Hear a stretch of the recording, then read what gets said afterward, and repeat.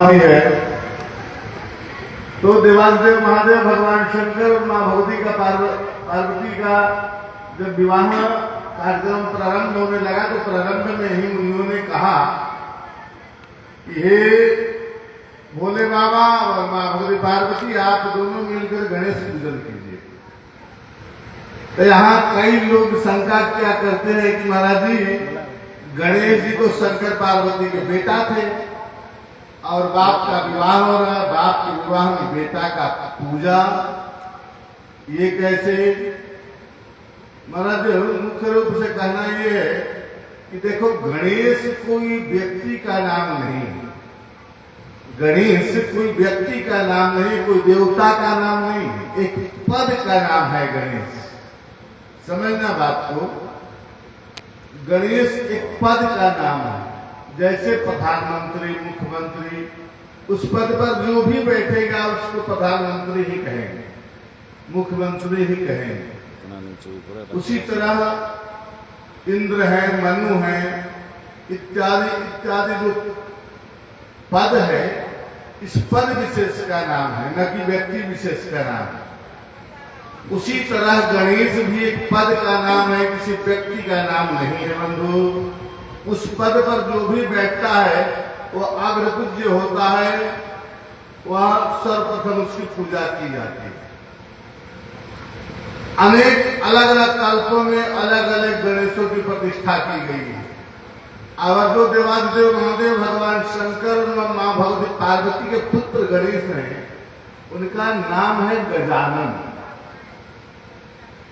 गजानन उनका नाम है, जो मां भगवती पार्वती और गणेश जी के, नारायण पार्वती और भगवान शंकर के जो पुत्र हैं उनका नाम है गजानन।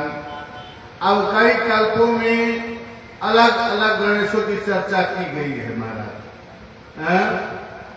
एक कल्प में महाराज कश्यप आदित्य के पुत्र महोदट नामक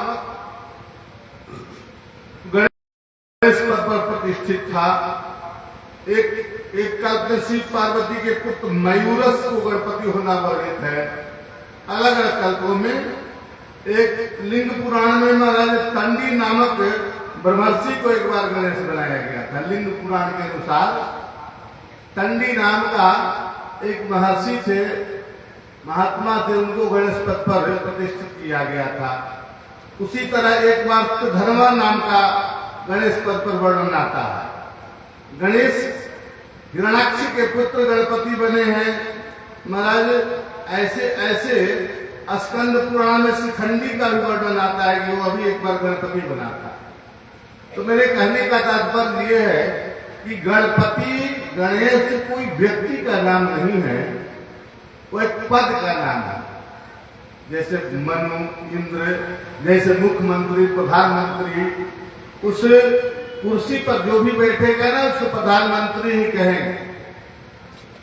उसी तरह गणपति भी जो थे वह उस समय मतलब धनवा नाम का व्यक्ति देवासदेव महादेव भगवान शंकर के समय में, मतलब शिव पार्वती के विवाह के समय जो था वह कबीराक्ष नाम का व्यक्ति गणपति पद पर प्रतिष्ठित था। कबीराक्ष याद रखना, शिव पार्वती ने जिनका पूजा किया था उन गणेश का नाम कबीराक्ष था। और आज इस गणेश की हम लोग वंदना पूजन करते हैं, उनका नाम गजानन है। ये शिव पार्वती के पुत्र माने जाते हैं। अस्तु इसलिए शंका नहीं करना चाहिए।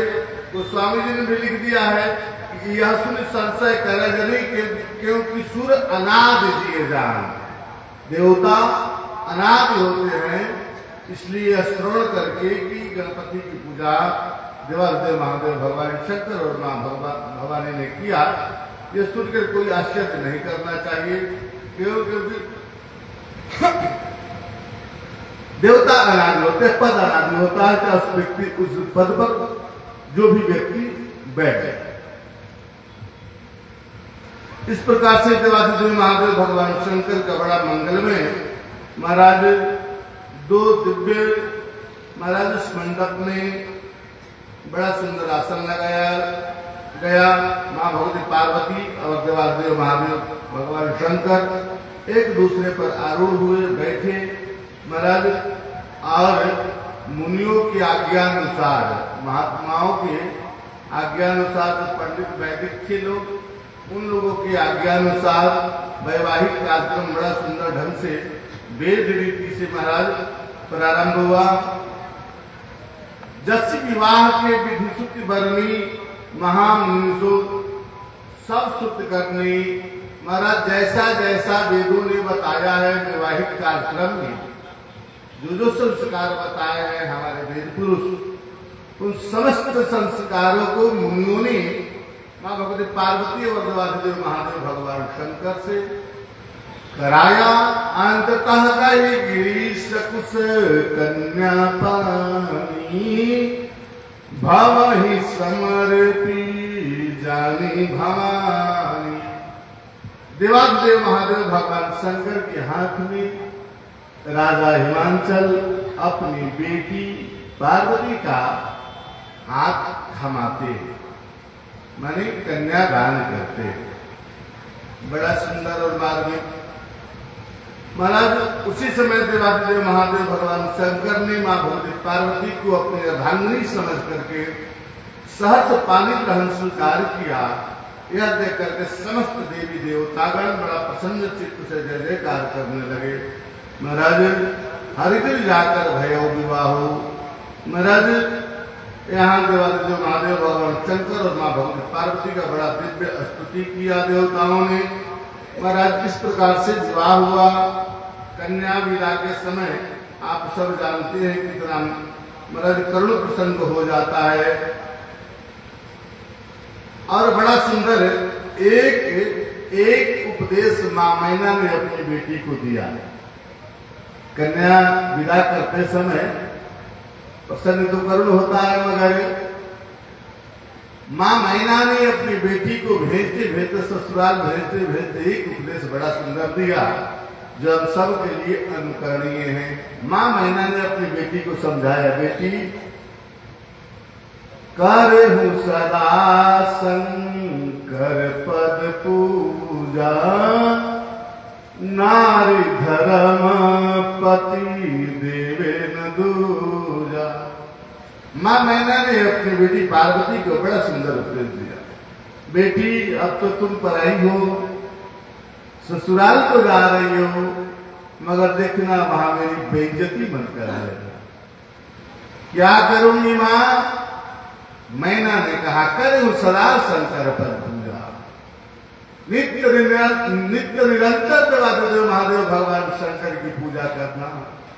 क्यों? क्योंकि पत्नी के दृष्टि में पति के सिवाय और कोई दूसरा परमात्मा नहीं होना चाहिए। बंधु, ये मां मैना ने अपनी बेटी पार्वती को उपदेश दिया, सलाह दिया और विदा किया। मां बहुत सारा दान देने की चर्चा आती है बंधु, मगर देवाधिदेव महादेव भगवान शंकर के पास तक कोई विशेष व्यवस्था वाहन इत्यादि नहीं था, इसलिए नहीं ले जा पाए। वही सर्वदा बांट के और करेंगी क्या।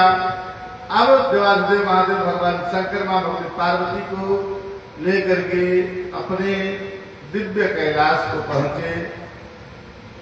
वर्णन आता है महाराज कि कुछ दिन देवाधिदेव महादेव भगवान शंकर मां भगवती पार्वती के साथ विहार किया, आनंद लिया, गृहस्थ आश्रम में व्यतीत किया। फलस्वरूप दो पुत्र रत्नों की प्राप्ति हुई, एक का नाम गजानन गणेश और दूसरा का नाम कार्तिकेय, जिन कार्तिकेय जी के द्वारा तारकासुर नाम का असुर को मारा गया और देवताओं को पुनः स्वर्ग में स्थापित किया गया। ऐसा गृहस्थी देखो शायद किसी को मिलेगा। शंकर जी है पंचानन, बेटा हुआ तो खड़ानन, चेला मिला तो दशानन। शंकर जी के परिवार में सब उल्टा है। हम थोड़ा सा प्रतिकूल वातावरण होता है तो हम अपने घर में कल्ला झगड़ा झंझट कर लेते हैं, और शंकर जी को अपना गृहस्थी जरा एक बार ध्यान देना, कैसी गृहस्थी, सब एक दूसरे का दुश्मन भरा पड़ा है उनके घर में।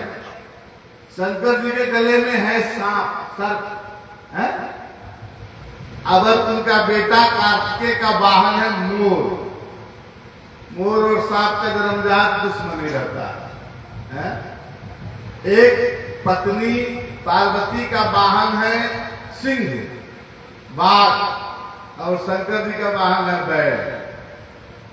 दोनों में जन्मजात दुश्मनी रहता है। एक तरफ सांप गले में है तो दूसरे तरफ गणेश जी के वाहन चूहा है कि नहीं? सब एक दूसरे के विपरीत, पूरे के पूरे परिवार में विपरीत है, पूरे एक दूसरे का दुश्मन भरा पड़ा है। लेकिन शंकर जी कहते कि देखो, प्रतिकूल वातावरण को भी अनुकूल बना करके जीने की आदत डालनी चाहिए। जैसे मैं अपने हाथ में त्रिशूल रखता हूं, मैं अपने हाथ में त्रिशूल रखता हूं, जरा सा सांप लपलपाता है चूहा की तरफ, अपना तुरंत सटाता हूं त्रिशूल, सांप शांत हो जाता है। जरा सा बाघ बैल की तरफ प्रहार करने का प्रयास करता है, तुरंत अपना त्रिशूल सटाता हूं, तुरंत वो जगह पर आ जाता है। सारा प्रतिकूल वातावरण में भी अनुकूल बनकर के जीना सीख लेना चाहिए। हनुमान जी जब लंका में सीता जी को खोज करने गए ना, तो एक पात्र मिलता है जिसका नाम गोस्वामी जी विभीषण रखता है। विभीषण से मुलाकात होती है। विभीषण से हनुमान जी ने पूछा, कहो विभीषण क्या हाल चाल है, कैसे तुम रहते हो राक्षसों के बीच में? विभीषण ने कहा कि महाराज पूछो मत, जिमी दशरथी महू जीभ विचारी। जैसे 32 दांतों के बीच में जिह्वा रहती है ना, उसी प्रकार मैं इन राक्षसों के बीच में रहता हूं। हनुमान जी बड़ी प्रसन्न होगी, वाह विभीषण बहुत सुंदर, भगवान की कृपा से ऐसी रहने मिलती है। विभीषण ने कहा कि जैसे दांतों के बीच में जिह्वा रहना अच्छा मानते हैं महाराज? हनुमान जी ने कहा बिल्कुल सबसे अच्छा है। विभीषण ने पूछा कैसे? एक बार दांतों ने जिह्वा से कहा, ये जिह्वा तो जरा सा इधर उधर मत करना, नहीं तो हम 32 खड़े हैं, तुरंत कट से काटेंगे, और काट भी देते हैं, मौका आता है तो ये नहीं बकसते हैं। जिह्वा ने कहा कि देखो दांतों, जब तक मैं इधर उधर नहीं बोलती हूं तभी तक तुम सलामत खड़े हो, नहीं तो आज जाकर डॉक्टर से मैं कहा कि डॉक्टर साहब बड़ा परेशान कर रहा है, तुरंत डॉक्टर लगाएगा अपना औजार निकाल के फेंक देगा। या कारण मैं किसी को गाली देने लग गया, वो आएगा और मारेगा ऐसा फाइट की 32 के 32 बाहर नजर आ रहे। जिह्वा ने कहा कि जब तक हम शांत है तभी तक तो सलामत हो, जान जाओ, नहीं तो जिस दिन में यह कारण है। अच्छा देखो, दांत और जिह्वा में बड़ा अंतर है। हनुमान जी ने कहा कि विभीषण ये बताओ कि पहले दांत आया कि पहले जिह्वा आई? विभीषण ने कहा कि महाराज दांत का तो पता है, जिह्वा को तो पता नहीं है, जब से हम जन्म लिए तो साथ में जिह्वा थी। अच्छा, दांत बीच में आए और एक बार चले गए तो लोग कहते कह रहे हो तो दूध के दांत थे, वो टूट गए, एक बार फिर दोबारा आया, और फिर न जाने कितने लोग तो बीच में चले भी जाते हैं। हनुमान जी ने कहा कि जाएगा कौन पहले, गारंटी किसका है, जीभ का कि दांत का? तो विभीषण ने कहा कि गारंटी तो महाराज जीभ का ही है, दांत तो बीच में ही चले जाते हैं। हनुमान जी ने कहा वाह, समझ गए ना, जिह्वा रूपी संत कब आते हैं और कब तक रहते हैं ये कोई नहीं कह सकता। जब से यह धरती बना सनातन धर्म बना तब से जिह्वा रूपी संत इस धरती पर रहे, और जब तक यह धरती रहेगी तब तक वह जिह्वा रूपी साधु रहेगा। और ये राक्षस, दांत रूपी राक्षस, ये बीच में आते हैं, थोड़ा दिन नौटंकी करते हैं, चले तुरंत जाते हैं। अभी घबराओ मत, अभी थोड़ी दिन बाद भगवान आने वाले हैं लंका में, देखना ये एक न बचेंगे, ये एक न बचेंगे।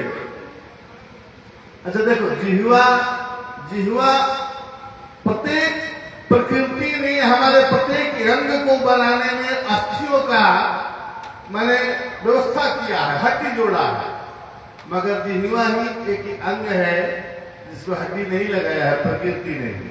क्यों जानते हो? एक महात्मा कहा करते थे कि शायद कुदरत को ना पसंद थी शक्ति जुबान में, इसीलिए तो दिया नहीं हड्डी जुबान में। हड्डी नहीं लगाया जीवा में, मुलायम बनाया कि लोग मुलायम व्यवहार करें जीवा से, मुलायम बातचीत करे, मधुर मधुर मीठा मीठा। मगर बिना हड्डी के जीवा इतना चलते हैं कि लोग अच्छे अच्छे को बाणी से ही काट देते हैं। अस्तु, तो मैं निवेदन कर रहा था बंधु, देवादिदेव महादेव भगवान शंकर का गृहस्थ आश्रम बड़ा प्रतिकूल वातावरण में जीते हैं भगवान शंकर। खुद है पंचानन, बेटा मिला खड़ानन, चेला मिल गया दशानन। ऐसा सब उल्टा पुल्टा परिवार, सब एक दूसरे का दुश्मन भरा पड़ा है घर में। लेकिन फिर भी शंकर जी बड़ा मस्त रहते हैं अपने गृहस्थाश्रम में। महाराज भारद्वाज जी ने याज्ञवल्क्य जी से पूछा कि बाबा, मैं तो आपसे राम कथा के बारे में प्रश्न किया था कि राम कवन पूछम प्रभु को ही कहूं बुझाई। मैं तो आपके राम के बारे में पूछा था कि राम जी कौन है, और आप तो लगातार शिव कथा सुनाए जा रहे हो, देवादिदेव महादेव भगवान शंकर की कथा श्रवण कराए जा रहे हो। महाराज याज्ञवल्क्य जी ने कहा, हे मुनिवर, मैं आपका परीक्षा ले रहा था कि आप कथा सुनना चाहते हो या नहीं। कथा सुनने वाला नियम बताया महाराज याज्ञवल्क्य जी महाराज ने कि शिवपद कमल नहीं रत्ना ही राम हिते सपद न सुहानी। जो देवादिदेव महादेव भगवान शंकर के चरणारविंद में चरित्र में प्रेम नहीं करेगा, उसको भगवत प्राप्ति भगवान श्री राम की कथा में रुचि हो ही नहीं सकती, स्वप्न में भी नहीं हो सकती। इसलिए आपके मन को, रुचि को जांचने के लिए मैं सर्वप्रथम शिव कथा श्रवण कराया। अब आपको राम कथा श्रवण कराऊंगा। महाराज यहां से प्रकरण बदलता है। देवादिदेव महादेव भगवान शंकर की कथा आती है। महाराज एक बार की बात, एक बार की बात है, देवादिदेव महादेव भगवान शंकर प्रातः काल के नित्य क्रिया से निवृत्त होकर के कैलाश के ऊपर एक बड़ा सुंदर वट वृक्ष है। उसकी लंबाई 400 मूलन लंबा चौड़ा है वह वट वृक्ष, अनादिकाल का वट वृक्ष है। उस वट वृक्ष के नीचे देवादिदेव महादेव भगवान शंकर आज स्वयं निजकर दासनागरी उछाल अपने हाथों से अपना मृगचरण बिछा करके और वट वृक्ष के नीचे विराजमान हो गए। आज बड़े शांत मुद्रा में देवादिदेव महादेव भगवान शंकर उस वट वृक्ष के नीचे बैठ गए। बैठे सहदय बड़ा सुंदर देवादिदेव महादेव भगवान शंकर का सौंदर्य वर्णन किया कि बैठे स्व कामर को कैसे धरे शरीर शांत रस जैसे। आज देवादिदेव महादेव भगवान शंकर के रूप में शांत रस ही शरीर धारण करके और कैलाश पर्वत पर विराजमान हो गया है। महाराज आज मां भगवती पार्वती ने बड़ा सुंदर अवसर देखा।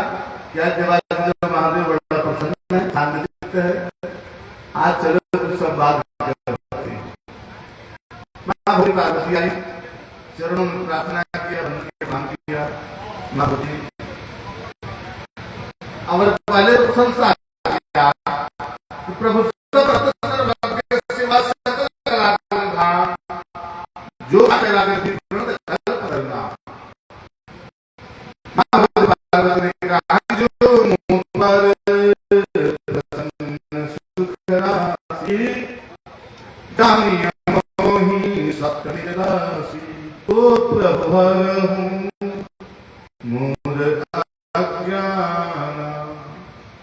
ये प्रभु देव महादेव भगवान शंकर भगवती पार्वती कहती है कि दास भवन सुर तर तर होई, सहित दरिद्र दरिद्र दुख सोई, शशि भूषण अस हृदय विचारी, हर नाथ संकट भारी। माँ भगवती पार्वती कहते हैं, प्रभु आप तो कल्प वृक्ष के समान है, और कल्प वृक्ष के नीचे रहने वाला व्यक्ति दरिद्रता से उत्पन्न दुख को सहे तो या तो वह कल्प वृक्ष नहीं है, या तो उसके नीचे बैठने वाला कल्प वृक्ष के बारे में कोई जानता नहीं, उसके महत्व को नहीं समझता। इसलिए मैं आपसे इस बार संवाद करूंगी। पिछले जन्म में सती रूप में मैं तो विवाद कर बैठी थी आपसे, आप बार बार कहते थे कि मान जाओ, ये राम है, मगर तुमने माना नहीं। मैं परीक्षा लूंगी तब मानूंगी। शंकर भगवान ने कहते जाओ लो परीक्षा, लो, यही हुआ परिणाम। पूर्व काल में सती ने मना किया देवादेव महादेव भगवान कि राम नहीं है, ये सच्चिदानंद नहीं है। शंकर भगवान ने कहा कि हैं, सती कहे कि नहीं है, विवाद में रह गए। शंकर जी ने अंत में कहा कि तो जाओ तुम्हें परीक्षा ले, तो जाए परीक्षा ले। तो सती सोचने लगी कैसे बनूं, कैसे परीक्षा ले। तो सती सीता बन गई।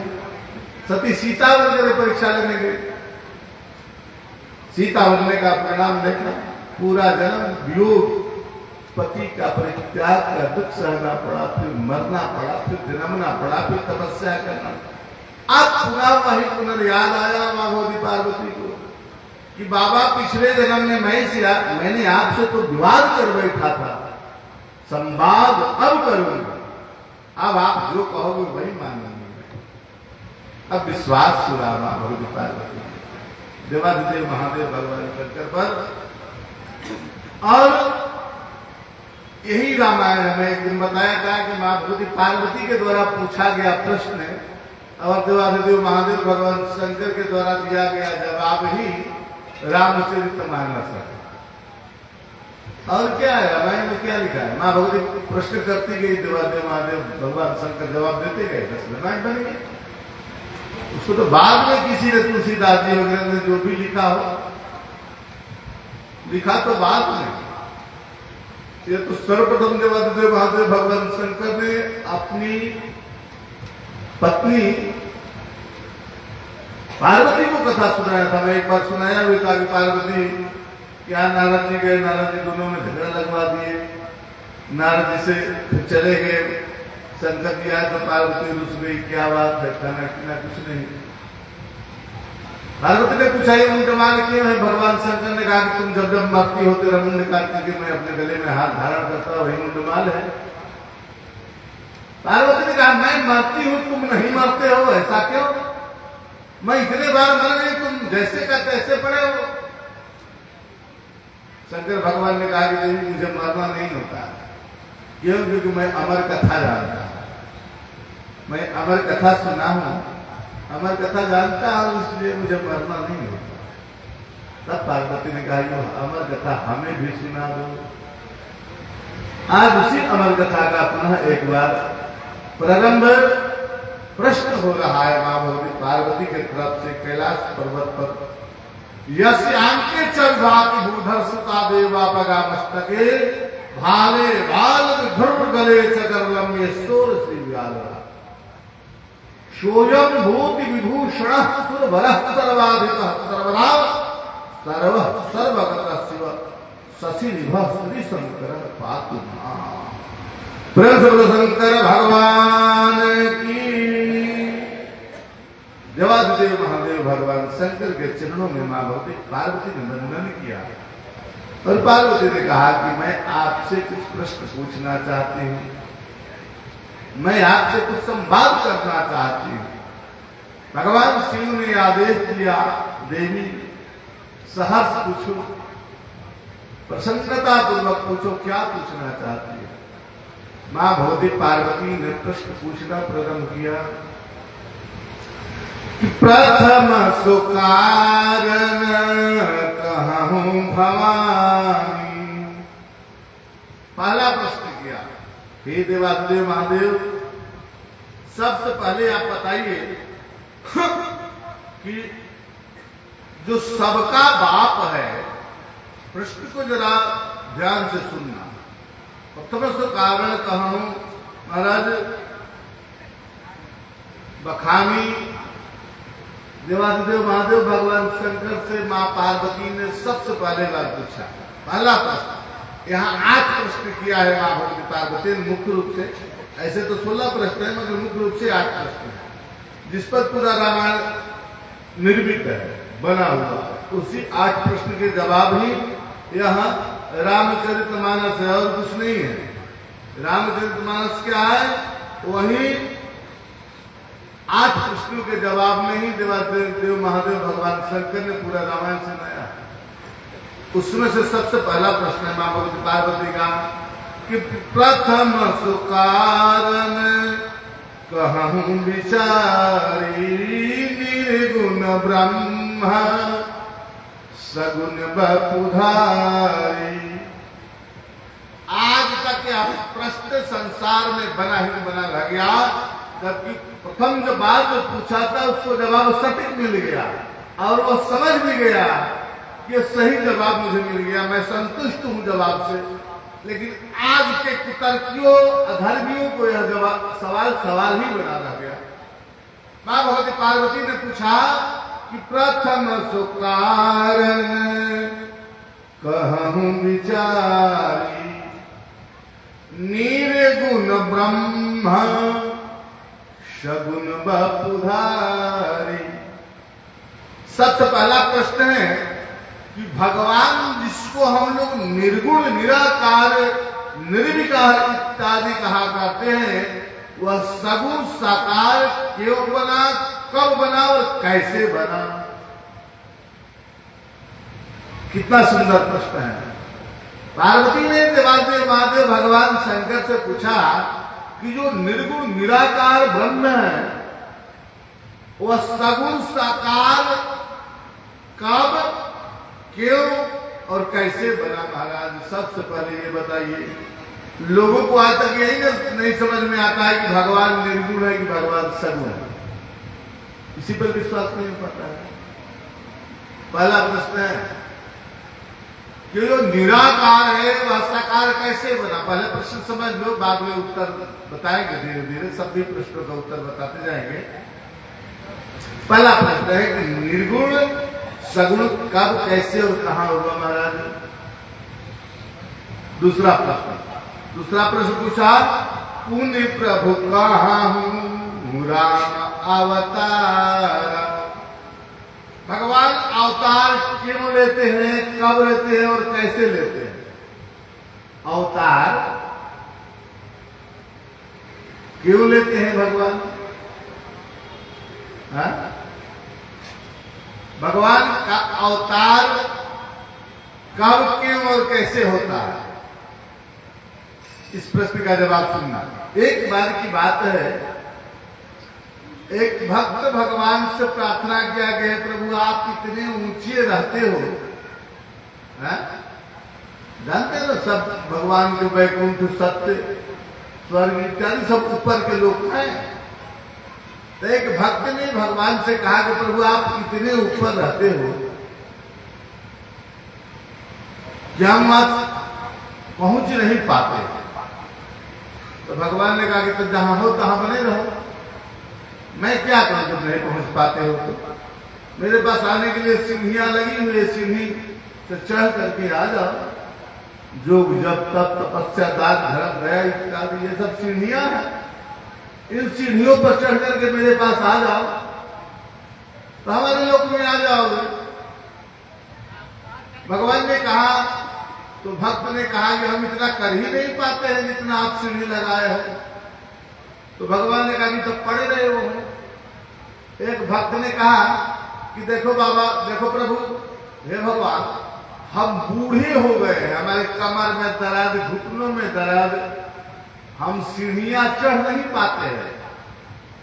देखते बूढ़ा आदमी को छत पर चढ़ा तो नहीं चढ़ पाता है?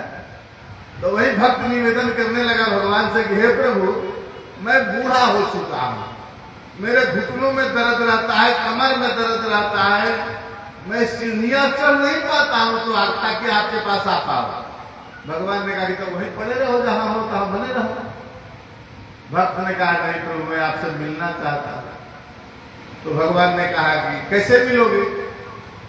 तो भक्त को गुस्सा आ गया। भक्त को गुस्सा भी आता है तो भगवान पर ही, और किस पर आएगा? भक्त ने कहा कि प्रभु हम एक प्रश्न आपसे पूछूं? भगवान ने कहा हाँ पूछो। तो भक्त ने कहा कि प्रभु ये बताओ कि सीढ़ी का उपयोग केवल ऊपर चढ़ने के लिए ही किया जाता है ना कि नीचे उतरने के लिए भी होता है?